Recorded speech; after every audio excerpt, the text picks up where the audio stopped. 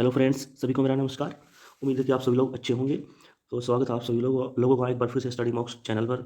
और आज की इस वीडियो में हम आप सभी के लिए लेकर आए हैं वृद्धि और विकास। और इस वीडियो में 3 से 4 टॉपिक इंक्लूड होंगे और उन सभी टॉपिक्स पे महत्वपूर्ण वन लाइनर होंगे। वन लाइनर यानी कि सेंटेंस होंगे, और ये वन लाइनर आपके इसलिए महत्वपूर्ण है क्योंकि इस वीडियो से आपके सभी क्वेश्चंस के यानी कि आपके और ये वन लाइनर लाइनर इसलिए महत्वपूर्ण है क्योंकि इसमें सभी जो प्रश्न हैं संभावित परीक्षाओं से डायरेक्ट पिकडअप हैं। और इस वीडियो को देखने के बाद आपके ट्रू और फॉल्स जो जितने भी आपके डाउट बनेंगे, ट्रू और फॉल्स के हो गया, कथन निष्कर्ष वाले डाउट हो गए, या फिर आपका मैच द फॉलोइंग वाले डाउट हो गए, सभी डाउट्स क्लियर होने वाले हैं। तो आइए इस वीडियो को शुरू करते हैं। तो first of all we will start the video only with introduction. और इंट्रोडक्शन में क्या कि हम वृद्धि के बारे में पढ़ेंगे। जैसे यहाँ से वृद्धि क्या है, डायरेक्टली वृद्धि शरीर आकार और भार के रूप में जानी जाती है। यानी कि शरीर आकार और भार यानी कि वृद्धि को हम डायरेक्टली देख सकते हैं, वृद्धि को हम देख सकते हैं। नेक्स्ट क्या है, और इसमें शामिल क्या होता है, इसमें शामिल होती है मांसपेशियां और शरीर की साधारण वृद्धि भी शामिल होती है। मांसपेशियां और शरीर की साधारण वृद्धि शामिल होती है। और मुख्य विशेषता क्या है, जैसे मैं आपको बता दिया पहले, नापा तौला और देखा जा सकता है। ये डायरेक्टली आंसर्स हैं। आपका किसी क्वेश्चन में ये लिखा है इनमें से कौन सा सही है, तो उसमें जैसे ये डायरेक्टली स्टेटमेंट आपको मिलेंगे। नापा तौला, वृद्धि को नापा तौला देखा जा सकता है, विकास को नापा तौला देखा जा सकता है, विकास में वृद्धि शामिल है या फिर वृद्धि में विकास शामिल है, तो कौन सा ऑप्शन ठीक है, A B A C B C C D ऐसे। तो डायरेक्टली ये वहीं से पिकड आंसर्स हैं, तो इसलिए ध्यान से देखिएगा। और शरीर के किसी भी पहलू में परिवर्तन को उसको हम वृद्धि कहते हैं, ठीक है। और खासकर जो नापातोला देखा जा सकता है यानी कि शारीरिक विकास की बात हो रही है। नेक्स्ट क्या है, विकास के बारे में देख लेते हैं एक बार। विकास क्या है, विकास प्राणी के अंदर होने वाले जितने भी शारीरिक और मानसिक परिवर्तन, यानी कि दोनों टाइप के परिवर्तन, बहुत शारीरिक और नॉट ओनली शारीरिक जो देखा जा सकता है वही नहीं है, शारीरिक और मानसिक परिवर्तन। और मानसिक परिवर्तन में जैसे आपका कौन कौन से, जैसे आपका सोचना, विचारना, प्रशंसा करना, ऐसे ये सब मानसिक विचार, मानसिक परिवर्तन, यानी कि समय के साथ साथ जो मानसिक रूप से परिवर्तन वो सभी इंक्लूड होंगे किसके साथ, शारीरिक परिवर्तनों के साथ, तो वो आपका विकास हो जाएगा। और ये विकास हमेशा क्या है कि क्रमिक उत्पत्ति है, नियमित और क्रमिक। नियमित यानी कि नियमित रूप से होने वाली, और क्रमिक यानी कि क्रम में होने वाली उत्पत्ति। विकास हमेशा क्रम में होता है। जैसे एक बच्चा, छोटा बच्चा है, वो उसका पैदा यानी कि उसकी माँ के पेट से शुरू हो जाता है। फॉर एग्जांपल बच्चे के जो दूध के दांत हैं वो समय से ही आते हैं, समय से ही टूटते हैं। ये थोड़ी होता है कि बच्चे की मतलब यानी कि जैसे मूंछ पहले आ गई और दूध के दांत पहले टूटे ही नहीं है। तो यानी कि विकास क्रम में होने वाली एक चीज़ है, क्रमिक उत्पत्ति है। नेक्स्ट क्या है, और ये प्रतिक्रिया एक कंटिन्यूस प्रोसेस है, यानी कि निरंतर चलने वाली प्रतिक्रिया है। तो चलिए आप लोगों को ये क्लियर हो गया होगा विकास और वृद्धि। नेक्स्ट चलते हैं, इनमें अंतर क्या है। अंतर यानी कि अगर हम अर्थ के रूप में समझे अंतर, तो वृद्धि को सिर्फ हम इन्वॉल्व करते हैं शारीरिक परिवर्तन से, और लेकिन विकास क्या है, विकास एक गुणात्मक उन्नति के बारे में, संदर्भ के बारे में लिया जाता है। यानी कि विकास क्या है, विभिन्न अंगों की विभिन्न दिशाओं में गुणात्मक उन्नति के बारे में विकास होता है। तो सिर्फ शारीरिक परिवर्तन की बात करें तो यानी कि वो वृद्धि है, और विभिन्न अंगों की विभिन्न दिशाओं में गुणात्मक उन्नति के बारे में बात की जाए तो वो विकास है। यहाँ से देख लीजिए। और विकास और नेक्स्ट हम जो डिफरेंशिएट अंतर बता सकते हैं वो क्या है कि इनकी वृद्धि और विकास की निरंतरता। देखिए, जो वृद्धि होती है वो लगातार नहीं होती रहती, यानी कि वो किसी अवस्था, यानी कि मानव विकास की किसी अवस्था में वृद्धि बहुत तेजी से होती है, किसी अवस्था में बिल्कुल स्लो होती है, और एक समय ऐसा भी आता है कि वृद्धि रुक भी जाती है। तो इसलिए हम कह सकते हैं वृद्धि की कोई निरंतरता नहीं है। थ्रू आउट द लाइफ चलती जरूर है, लेकिन इसकी कोई निरंतरता नहीं है। जैसे फॉर एग्जांपल सबसे अधिक अगर मैं विकास की बात करूँ तेजी से, तो वो शेष अवस्था में होती है, यानी कि इन्फेंट में होती है, और एक प्रौढ़ अवस्था तक जाते जाते विकास वृद्धि रुक भी जाती है। लेकिन जो विकास है, और ना ही जीवन पर्यंत भर चलती है। मैं बता चुका हूँ आपको, वृद्धि लगातार नहीं होती और जीवन भर नहीं चलती। लेकिन जो विकास है वो क्या है, विकास की प्रक्रिया में निरंतरता रहती है।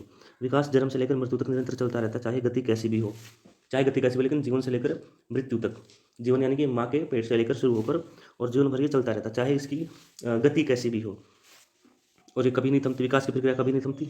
और मनुष्य में गुणात्मक परिवर्तन आयु भर आते रहते हैं, गुणात्मक परिवर्तन आयु भर आते रहते हैं, यानी कि जिनको हम नापातोलाए देखा नहीं जा सकता। यानी कि बच्चा जब शुरू, फॉर एग्जाम्पल बच्चा जब छोटा होता है, यानी कि शेष अवस्था में वो कुछ इंस्टेंट समयगतनात्मक गतिविधियाँ सीखता है, ठीक है। तो वहाँ से जब वो बच्चा बड़ा होता है तो उसमें धीरे धीरे और इमोशंस आने लगते हैं, यानी कि गुणात्मक परिवर्तन उसकी आयु आयु में जिंदगी भर होते रहते हैं। नेक्स्ट हम डिफरेंशिएट कर सकते हैं विस्तृत और संकीर्ण शब्द से। यानी कि वृद्धि क्या है, एक संकीर्ण शब्द ले सकते हैं, यानी कि it's a narrow word, and विकास अपने आप में क्या है, ब्रॉड कॉन्सेप्ट है। विकास एक व्यापक शब्द है। क्यों? क्योंकि मैंने आपको बताया वृद्धि सिर्फ एक शारीरिक यानी कि दिखने से ही पता लग जाती है। लाइक इसके शरीर में कितना मांसपेशियों के आकार में वृद्धि से बढ़ोतरी को हम वृद्धि कह सकते हैं। लेकिन विकास अपने आप में क्या है, उससे एक ब्रॉडर कॉन्सेप्ट है। तो मैं ये भी कह सकता हूँ कि मेरा कथन ये भी बन गया कि वृद्धि को विकास में शामिल किया जा सकता है, या फिर विकास को वृद्धि में शामिल किया जा सकता है। तो इनमें से ठीक कौन सा है? इनमें से ठीक पहले वाला है, वृद्धि को विकास में शामिल किया जा सकता है। अगर मैं शब्दों की बात करूँ तो वृद्धि कैसा एक संकीर्ण है और विकास एक व्यापक शब्द है, ब्रॉडर कंसेप्ट है। तो ये देखो, ये रहा, दिस इज वन लाइनर। विकास के सभी तत्वों में से एक तत्व क्या है? वृद्धि भी है आपकी। नेक्स्ट क्या है? परिणात्मक और गुणात्मक। वृद्धि परिणात्मक परिवर्तनों से जुड़ी है और विकास का संबंध गुणात्मक परिवर्तनों से जुड़ा है। ये तो बिल्कुल क्लियर आपको। लुक हियर, नेक्स्ट अंतर हम जो करेंगे, वृद्धि और विकास को मापना। ये बता चुका हूँ आपको, वृद्धि को बिल्कुल मापा जा सकता है, यानी कि हम इसका संदर्भ किससे है, इसका संबंध किससे है? आकार से है, भार से और ऊंचाई से है। तो इसलिए इस परिवर्तन को देखा जा सकता है, नापा जा सकता है, तोला जा सकता है। लेकिन इस प्रकार इसी प्रकार विकास के जो है उनको हम बिल्कुल, उनको मापना बड़ा कठिन है। और यहाँ तक कि उनको कई मायनों में तो ये भी कह सकते हैं उनको मापने का यंत्र विकसित हुआ भी नहीं है आज तक। तो विकास के परिवर्तनों को सिर्फ देखा महसूस किया जा सकता है। यानी कि हम बोल सकते हैं कि बच्चा समझदार हो गया, लेकिन ये मापा थोड़ी जा सकता कितना समझदार हो गया। ठीक है, बच्चे ने थोड़ी सी चालाकी सीख ली, कितनी सीख ली? अब ये तो नहीं कह सकते कि 1 किलोग्राम 2 किलोग्राम या फिर 2 सेंटीमीटर 3 सेंटीमीटर। उनको सिर्फ महसूस किया जा सकता है, हमें पता चल जाता है बच्चा चालाकी कब कर रहा है, बच्चा झूठ कब बोल रहा है। राइट? तो उनको सिर्फ दिखाया महसूस किया जा सकता है विकास को। और विकास एक ब्रॉड कंसेप्ट है और वृद्धि क्या है कि नैरो कंसेप्ट है। अच्छा, आप बात करते हैं विकास के सिद्धांतों की तरफ चलते हैं। पहला सिद्धांत क्या है? निरंतरता का सिद्धांत। ये तो बिल्कुल क्लियर है। और ये मैं फिर से रिपीट कर रहा हूँ, ये इंपॉर्टेंट इसीलिए है कि डायरेक्टली यहाँ से जो स्टेटमेंट ली गई ना वो किसी न किसी आंसर से पिकड अप की गई है स्टेटमेंट। ठीक है, प्रीवियस ईयर क्वेश्चन पेपर या संभावित परीक्षाओं में आने के लिए बहुत बहुत ये इंपॉर्टेंट है। निरंतरता का सिद्धांत, इससे क्या हमारा अभिप्राय है? इसका मतलब है ये कभी न रुकने वाली प्रक्रिया और जीवन से लेकर मृत्यु तक चलती रहती है। राइट? नेक्स्ट पे चलते हैं। हेरिटेज एक रूपता का सिद्धांत। विकास की प्रक्रिया में एक रूपता दिखाई देती है, चाहे व्यक्तिगत विभिन्नताएं कितनी भी हो। विकास की प्रक्रिया में एक रूपता दिखाई देती है, लेकिन व्यक्तिगत विभिन्नता चाहे हो कितनी भी, लेकिन उसमें एक रूपता जरूर दिखाई देगी। और एक रूपता विकास के क्रम में संदर्भ में होती है, यानी कि एक रूपता का अभिप्राय हमारा क्या है? क्रमिक, यानी कि विकास एक क्रमिक प्रक्रिया है। उदाहरण के तौर पर जैसे हम ले सकते हैं, बच्चों में भाषा का विकास एक निश्चित क्रम से ही होगा, चाहे ये बच्चे विश्व के किसी भी देश के हों, विश्व के किसी भी देश के, यानी कि बच्चा पहले थोड़ा थोड़ा बोलना सीखेगा, उसके बाद ही तो भाषा का विकास होगा ना। तो चाहे वह कहीं का भी बच्चा हो, भाषा का विकास एक क्रम में होगा। और शरीर का विकास भी एक निश्चित क्रम में ही होगा। फॉर एग्जाम्पल, विकास सिर से शुरू होता है और पैरों तक होता है, यानी कि विकास की दिशा क्या होती है? सिर से पैर की ओर। तो यानी कि विकास के क्रम में एक रूपता, यूनिफॉर्मिटी मिलेगी हमें। कहीं भी हो विकास एक यूनिफॉर्मिटी में ही होगा, एक रूपता में ही होगा। ये एक और उदाहरण देख सकते हो आप, सभी बच्चों के दूध के दांत सबसे पहले टूटते हैं और दूसरे दांत बाद में टूटते हैं। तो all these are important. Next क्या है हमारा? व्यक्तिगत विभिन्नताओं का सिद्धांत। व्यक्तिगत विभिन्नता को यानी कि इंडिविजुअल डिफरेंसेस का सिद्धांत यानी कि ले सकते हैं हम इसको। इसमें यानी कि हर आयु वर्ग की अलग अलग विशेषताएं होती हैं और जिनके कारण आयु वर्ग के व्यवहारों में अंतर होता है। अलग अलग विशेषताएं होती है किसकी? आयु वर्ग की, यानी कि शेष अवस्था में कुछ अलग विशेषताएं होती हैं। जीवन भर चलने वाला विकास प्रक्रिया है, तो अलग अलग अवस्था में अलग अलग उनकी विशेषताएं होती हैं। यानी कि बच्चा पहले अवस्था में कुछ और करेगा, किशोर अवस्था की कुछ और विशेषताएं होगी, फिर वयस्क हो जाएगा, और फिर प्रौढ़ावस्था में जाते जाते उसकी विशेषताओं में विभिन्नता देखने को मिलेगी। जुड़वा बच्चे जो, यानी यहाँ तक कि जो ट्विंस होते हैं उनमें भी व्यक्तिगत विभिन्नता देखने को मिलती है। अतः सभी व्यक्तियों की वृद्धि और विकास उनकी अपनी स्वाभाविक गति से होता है, स्वाभाविक गति से होता है। तो all this are word very very important है, लेकिन स्वाभाविक गति बोला गया है यहाँ पे। वंशानुक्रम और वातावरण किस प्रकार विकास को वो करते प्रभावित करते देख लीजिए। यानी कि विकास क्या है? उनके एक संयुक्त परिणाम का एक सिद्धांत है। यानी कि वृद्धि और विकास वंशानुक्रम की ओर वातावरण का एक संयुक्त परिणाम। यानी कि हम विकास के संदर्भ में बात करें तो वंशानुक्रम और वातावरण दोनों ही बड़े महत्वपूर्ण रोल प्ले करते हैं। ठीक है, दोनों एक दूसरे के पूरक हैं। यहाँ से देख लेंगे कि इन दोनों के प्रभाव को एक दूसरे अलग नहीं किया जा सकता। वंशानुक्रम को बच्चे के व्यक्ति की नींव माना जाता है, यानी कि वंशानुक्रम को बच्चे के व्यक्तित्व की नींव माना जाता है। समग्र विकास यानी कि it is called all out development, या फिर कह देते हैं हमें होलिस्टिक डेवलपमेंट। और इसको मैं एक अलग भी नाम दूंगा, दैट इज क्या बोल सकते हैं? परस्पर संबंध का सिद्धांत। इसको बोल सकते हैं परस्पर संबंध का सिद्धांत। समग्र विकास यानी कि जो मानव का जो विकास होता है ना, उसके सभी पहलू एक दूसरे से बड़े संबंधित होते हैं। यानी कि मानव का शारीरिक विकास के बारे में बात कर लें, ठीक है, सामाजिक शारीरिक संवेगात्मक विकास एक दूसरे बड़े जुड़े रहते हैं। तो हम ये कह सकते हैं कि सभी पक्ष परस्पर इस विकास पर निर्भर करते हैं और एक दूसरे से संबंधित होते हैं। इस दृष्टि से अध्यापक को, यानी कि यहाँ से एक इंपॉर्टेंट चीज़ क्या है इस दृष्टि से अध्यापक को बालक के सभी पक्षों की ओर ध्यान देना चाहिए। बालक का शारीरिक विकास ध्यान देना चाहिए, मानसिक विकास की तरफ ध्यान देना चाहिए, संवेगात्मक विकास की तरफ हमें ध्यान देना चाहिए, सामाजिक विकास कैसा है, राइट। तो उन चीज़ों की तरफ हमेशा ध्यान देना चाहिए, यानी कि ऑल ओवर बच्चे के व्यवहार के बारे में जानना चाहिए। टीचिंग लर्निंग प्रोसेस में इंपॉर्टेंट क्या है, अध्यापक को बच्चे के व्यवहार के बारे में पता होना चाहिए, राइट। नेक्स्ट चलते हैं, परिपक्वता और अधिगम का सिद्धांत। इसमें क्या है, इसकी महत्वपूर्ण भूमिका होती है। परिपक्वता से वृद्धि और विकास प्रभावित होता है, और वृद्धि और विकास बदले में सीखने की प्रक्रिया को प्रभावित करते हैं, यानी कि both each of them affect each other, right. जैसे ये हो गया, कोई भी बालक किसी कार्य को करने के लिए परिपक्वता ग्रहण कर लेता है, लेकिन यह आवश्यक नहीं है कि उसकी परिपक्वता अन्य कारणों को करने के लिए उपयुक्त हो। उदाहरण के तौर पर ले सकते हैं, जैसे ये रहा उदाहरण हमारा नीचे वाला, ये रहा, this is directly picked up from any option. कोई भी बालक किसी कार्य को सीखने के लिए अभिप्रेरित है, लेकिन उस कार्य के लिए अभी उसका भौतिक विकास पर्याप्त नहीं है, तो वह बालक उस कार्य को सीखने में असमर्थ होगा। हमें उस बालक से अधिक आशाएं नहीं रखनी चाहिए। उदाहरण के तौर पर, यानी कि कक्षा में एक बच्चा है राहुल, तो राहुल क्या करेगा, राहुल बड़ा पढ़ने में बहुत अच्छा है, इंटेलिजेंट है, उसकी पब्लिक स्पीकिंग बड़ी अच्छी है, यानी कि बिना डरे स्टेज पर जाकर बच्चों के सामने भाषण दे देता है, एक्टिविटीज़ कर देता है। लेकिन वही बच्चा राहुल, उसका उसका शारीरिक विकास ठीक है, लेकिन वो दौड़ने में इतना अच्छा नहीं है, वो इतना अपनी आयु के अनुसार वेट नहीं उठा सकता, क्योंकि वहाँ वो कमज़ोर पड़ रहा है। और ऐसे बच्चों से हमें उम्मीद नहीं करनी चाहिए, यानी कि उसको अलग वे में नेगेटिव मोटिवेशन देकर उसको बाध्य किया जाए कि आप ये भी काम कर सकते हो। तो यानी कि उस कार्य के लिए अभी उसका भौतिक विकास पर्याप्त नहीं है। विकास दिशा का सिद्धांत, इसमें क्या है, बिल्कुल सिर से पैर की ओर विकास होता है, और रीढ़ की हड्डी से बाहर की ओर होता है, यानी कि विकास हमेशा रीढ़ की हड्डी से शुरू होता है और बाद में बाहरी विकास शुरू होना होता है। तो विकास की दिशा देख लेते हैं, यानी कि सिर से पैर की ओर और रीढ़ की हड्डी से बाहर की ओर। नेक्स्ट, इसमें क्या है, स्वरूप के पश्चात क्रियाएं, यानी कि पहले आदमी जो वो उसमें क्या होता है, सबसे पहले विकास के दौरान सर्वप्रथम शरीर के विभिन्न अंग या विभिन्न भाग विकसित होते हैं, उसके बाद उनमें क्रियाएं होती हैं, राइट। जैसे हाथ है अपना, पहले वो पूरी तरह से विकसित होगा, उसके बाद उसके बच्चा उनकी उंगली से काम लेना सीखेगा, अपनी कोहनी को मोड़ना सीखेगा आवश्यकता अनुसार। तो यानी कि स्वरूप के पश्चात क्रियाएं। उसके बाद सामान्य से विशिष्ट की ओर चलते हुए विशिष्ट कार्यों के लिए प्रयोग करने से पहले इनकी मांसपेशियों का विकसित होना जरूरी है, यानी कि सामान्य से विशिष्ट की ओर जाने से पहले जो विकास के विभिन्न अंग उनकी मांसपेशियों का विकसित होना बड़ा जरूरी है।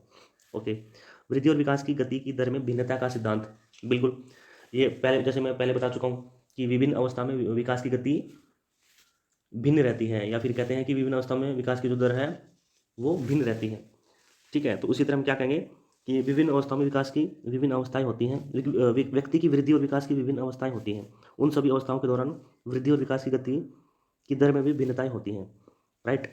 जैसे प्रारंभिक अवस्था में यह गति तीव्र होती है, लेकिन बाद में यह गति धीमी पड़ जाती है। This is very very important, which one of the following statement is true. तो यहाँ से वो पिकडअप है, ठीक है। यानी कि ये बात ठीक है कि प्रारंभिक अवस्थाओं में विकास की गति बड़ी तीव्र होती है, लेकिन बाद में वो गति धीमी पड़ जाती है। लाइक शेष अवस्था में जो चीज़ें तेज होती हैं वो प्रौढ़ अवस्था में बिल्कुल धीमी पड़ जाती हैं, फिर रुक भी जाती हैं।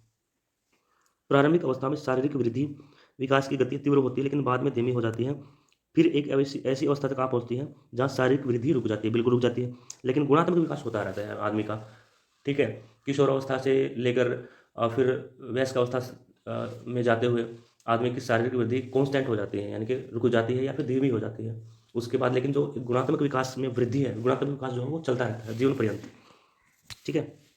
तो ये भी आपका क्वेश्चन बन जाएगा कि मतलब डायरेक्टली आपको स्टेटमेंट दे देगा, रुक क्या जाता है, शारीरिक वृद्धि, गुणात्मक विकास, दोनों या इनमें से कोई भी नहीं, तो आप देख लेंगे।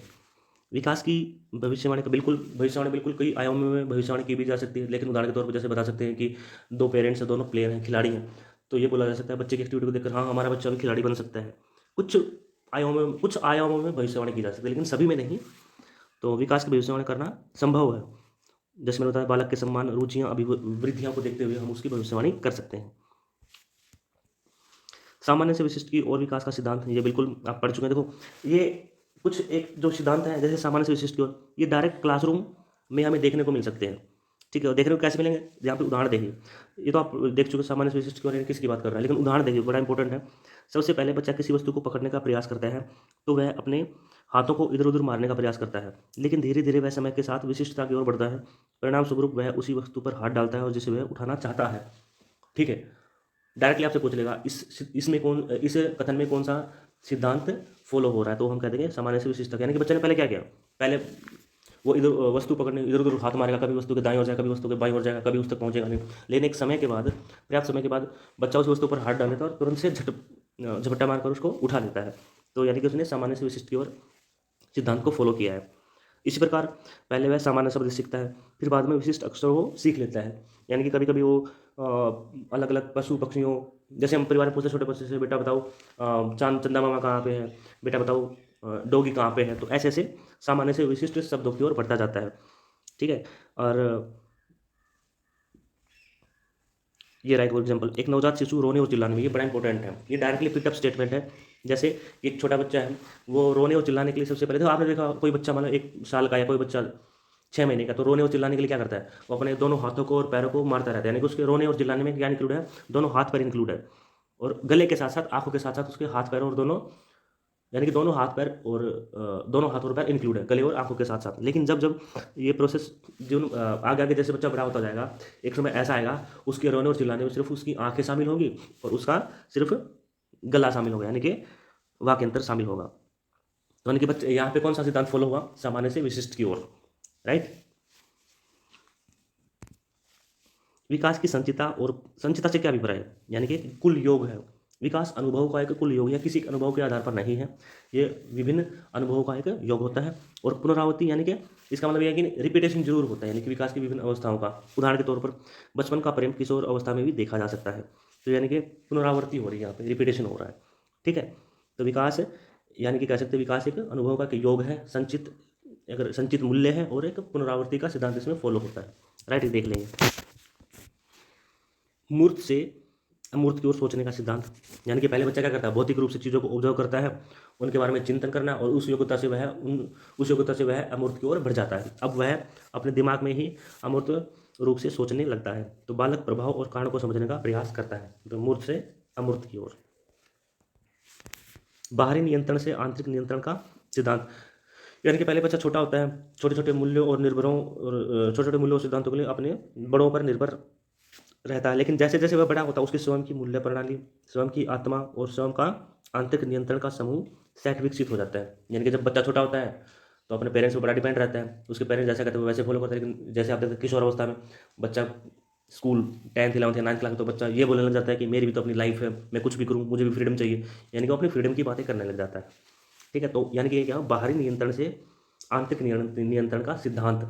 बाहरी नियंत्रण यानी कि पहले बच्चे को हम खुद कंट्रोल कर सकते थे, कंट्रोल आगे भी होगा, लेकिन इसका मतलब बाहरी नियंत्रण पेरेंट्स पहले करते हैं, लेकिन बाद में एक समय ऐसा आएगा वो समझने लग जाएगा चीज़ों को, फिर उसको अपने कुछ मूल्यों का पता लगेगा, राइट।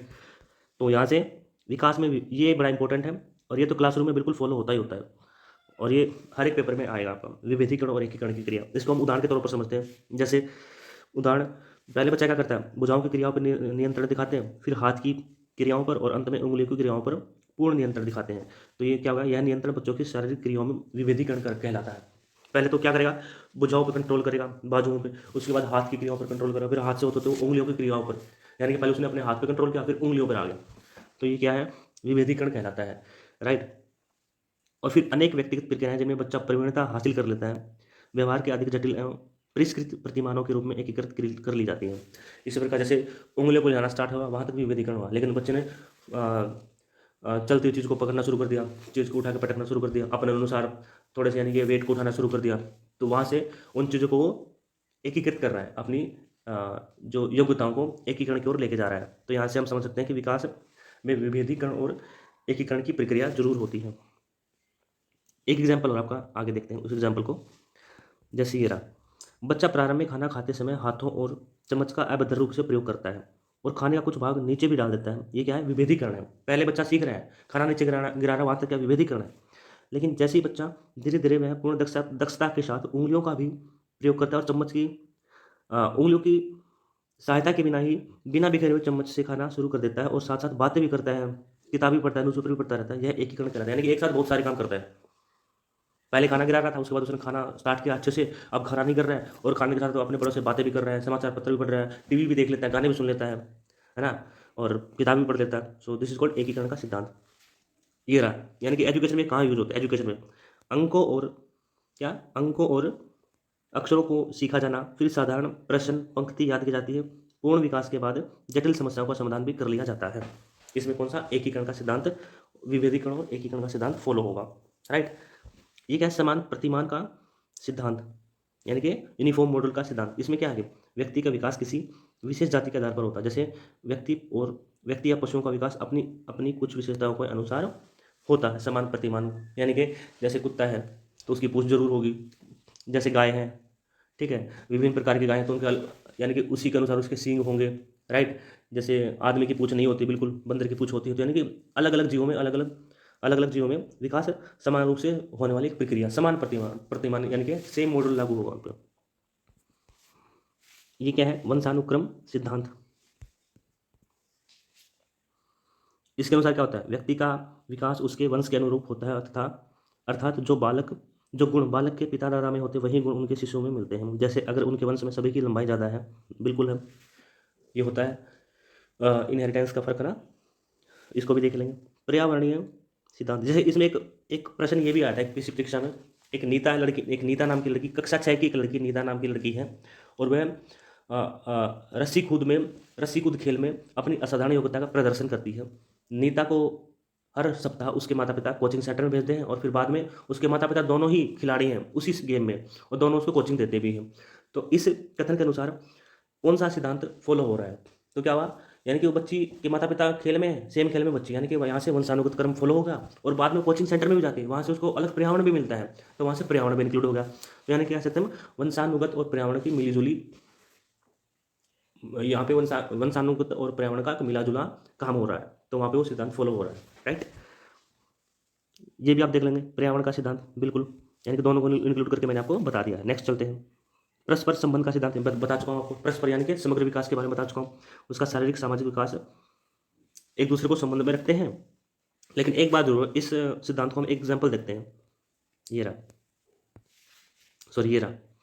शारीरिक सामाजिक संज्ञात्मक विकास काफ़ी आगे बढ़ा हुआ पाया जाता है। यानी कि एक बच्चा है, उदाहरण के तौर इस विकास की बात करें, परस्पर संबंध का विकास, एक मोहन नाम का बच्चा है, ठीक है, तो उसमें क्या हो जाता है, उसमें औसत से अधिक वृद्धि पाई जाती है, औसत से अधिक वृद्धि पाई जाती है। तो ये हम मान सकते हैं कि वह बच्चा सामाजिक विकास में अच्छा मिलेगा, मानसिक विकास उसका अच्छा मिलेगा, संज्ञात्मक विकास उसका और संवेगात्मक विकास भी अच्छा मिलेगा। लेकिन एक दूसरा बच्चा, एक्स कोई बच्चा है, उस बच्चे की जो वृद्धि है औसत रूप से कम पाई जाती है, यानी कि शारीरिक विकास इतना नहीं मिलता है।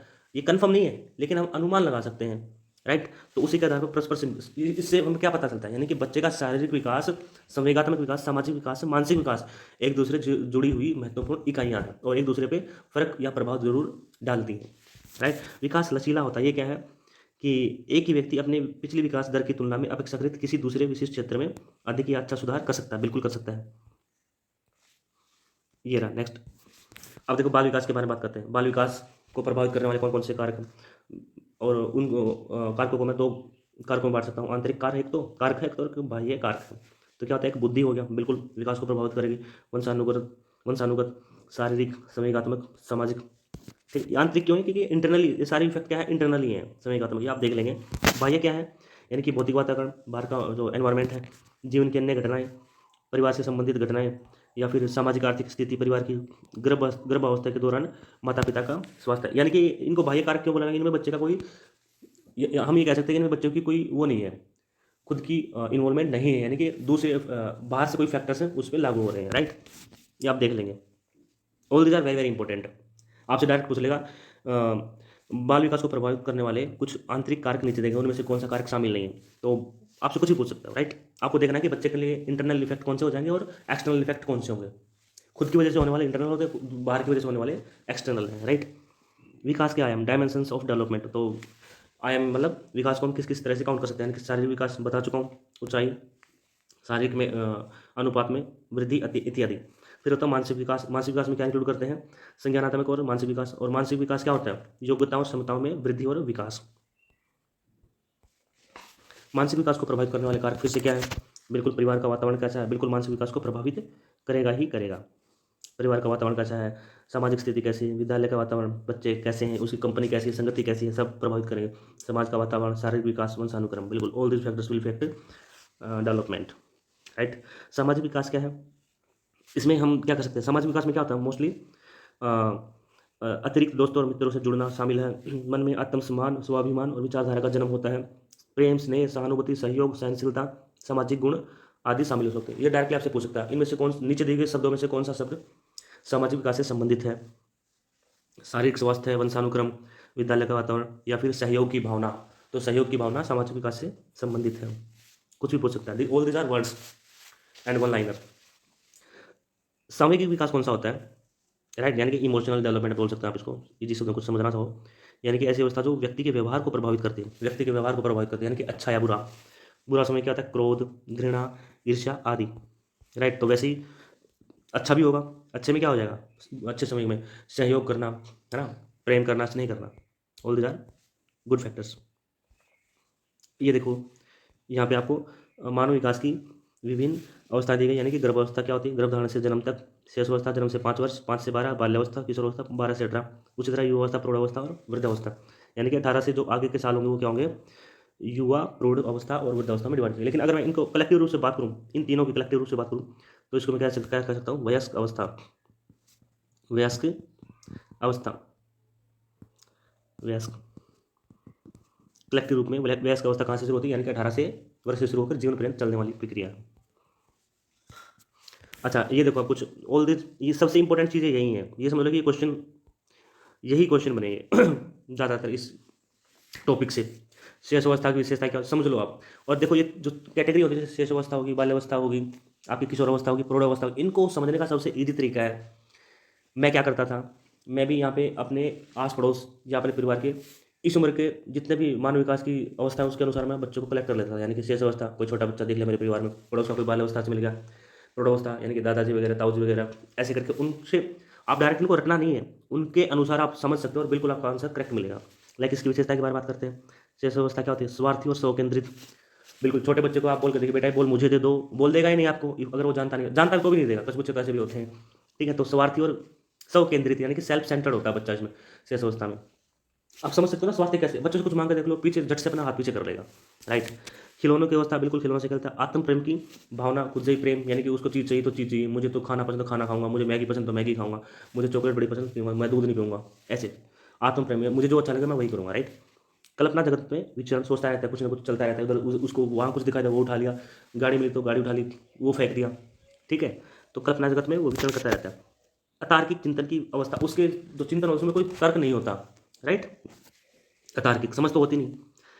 खतरनाक काल, यानी कि देख लेंगे इसको। अपीली काल, ये बड़ा इंपॉर्टेंट है, ये मैंने एक पेपर में देखा था कि किस मनोवैज्ञानिक के अनुसार बाल्यावस्था को एक अपीली काल कहा जाता है, उसका आंसर हो जाएगा हर लोग। और बाल्यावस्था को क्या कहा जा सकता है इसमें से, अपीली काल, ये बहुत ही, ये कुछ ऐसे वर्ड है जो बच्चे देख नहीं पाते हैं, ठीक है। तो अपीली काल इसको कहते हैं। पूर्व और प्राक प्री स्कूल की एज होती है, बिल्कुल अजीब गरीब अवस्था होती है, वियर्ड स्टेज होती है। बक्की अवस्था, बक्की क्या होता है, चटर बॉक्स, बच्चा कुछ ना कुछ बिना अर्थों के बोलता रहता है, तो चटर बॉक्स बोल सकते हैं इस अवस्था को। संस्कारों के निर्माण की आयु, बिल्कुल बच्चे को बोलते हैं बेटा नमस्ते करो अंकल जी को, वो नमस्ते भी करता है, बेटा अपनी अपना मुंह साफ करो, यानी कि ये संस्कारों को निर्माण देने की आयु है। जीवन का सबसे महत्वपूर्ण काल, बिल्कुल नैतिकता का अभाव, मोरलिटी, लैक ऑफ मोरलिटी होती है, बिल्कुल होती है, बच्चा झूठ बोले कुछ भी करेगा।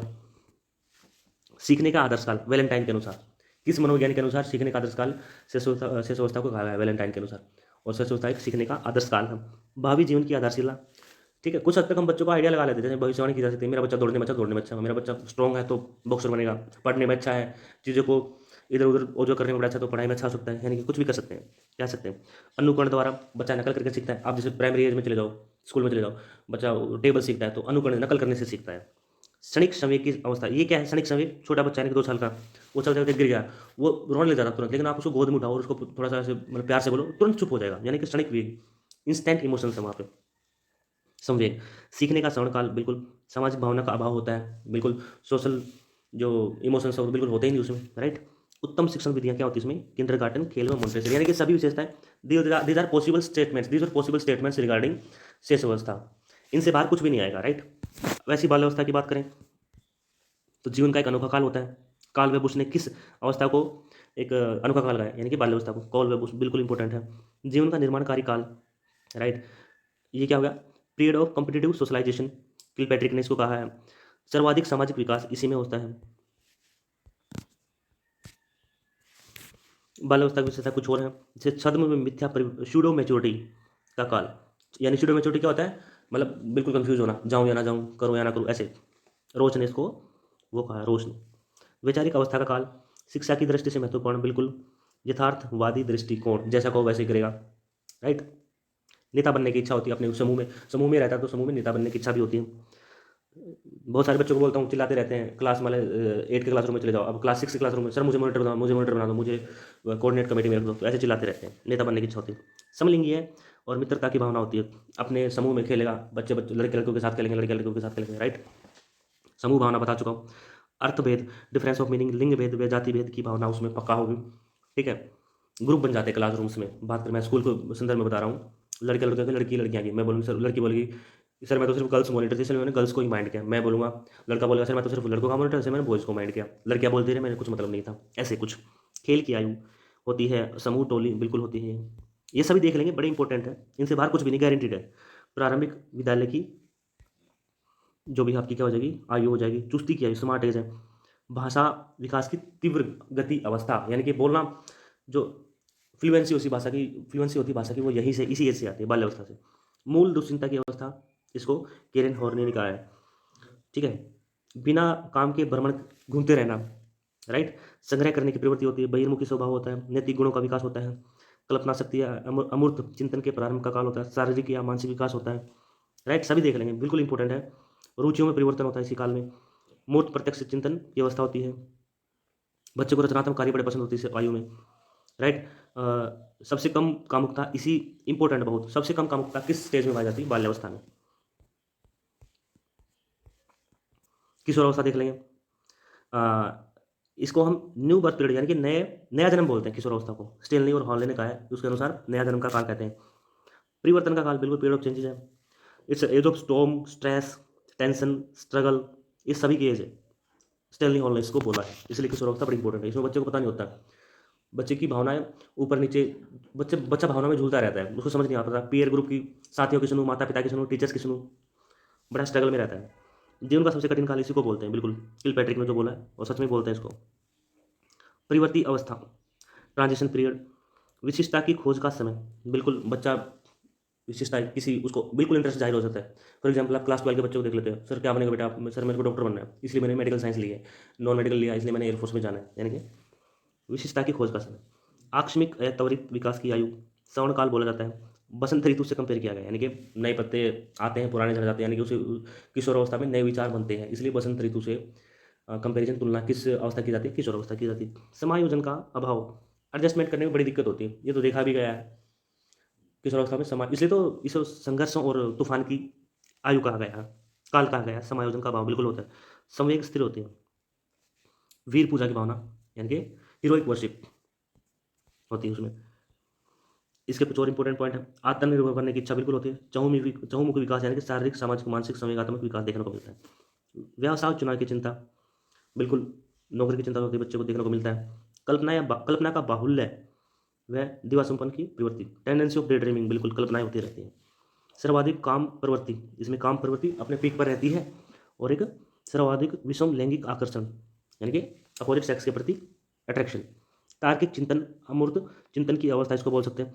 समस्याओं की आयु और उलझन की आयु बोल सकते हैं, समस्याओं की, बड़ा कंफ्यूजिंग है, समस्याओं की और उलझन का काल किसको बोला गया है, शेष अवस्था, बाल्यावस्था, किशोरावस्था, प्रौढ़ावस्था। कोई सोचेगा प्रौढ़ावस्था, हाँ यार, मतलब उम्र 40 से 45 का बच्चा, जो वयस्क हो जाते हैं उनको अपने परिवार की चिंता रहती है, नहीं ऐसा बिल्कुल भी नहीं है, सबसे स्ट्रगलिंग एज आपकी किशोरावस्था ही होती है। समाज सेवा की भावना बिल्कुल होती है, और वो समाज सेवा तो अपने द्वारा किए गए कार्यों की स्वीकृति भी चाहता है। तो आज के लिए मित्रों सिर्फ इतना ही, और उम्मीद करता हूँ आप सभी को वीडियो पसंद आई होगी। और ये वीडियो इसलिए अच्छी थी, मुझे इसलिए लगा कि सभी वन लाइनर इंपॉर्टेंट है, किसी न किसी संभावित परीक्षा में आने वाले, और पीछे आए भी हैं, हर एक लाइन पीछे एग्जाम से पिकअप की गई है। सो इसी दृष्टि से देखते हुए ये सभी जो हमने कथन देखे हैं, जो भी इस वीडियो में देखे, बड़े ही इंपॉर्टेंट है, और यहाँ से आपके किसी भी एग्जाम में गारंटेड है 5 से 6 नंबर बिल्कुल पक्का हो जाएंगे, चाहे क्लासरूम सिचुएशन हो, कक्षा स्थिति हो, चाहे विकास के दौरान जीवन पर्यंत स्थिति हो, कुछ भी हो, आपके वहाँ से 5 से 6 नंबर पिकअप करके जाएंगे। So have a good day. आज के लिए सिर्फ इतना ही, वीडियो को लाइक और शेयर करना ना भूलिए, और चैनल को सब्सक्राइब करना भी ना भूलें, और बेल आइकन नंबर प्रेस कीजिए ताकि आपको नोटिफिकेशन मिलते रहे। So thank you, have a good day.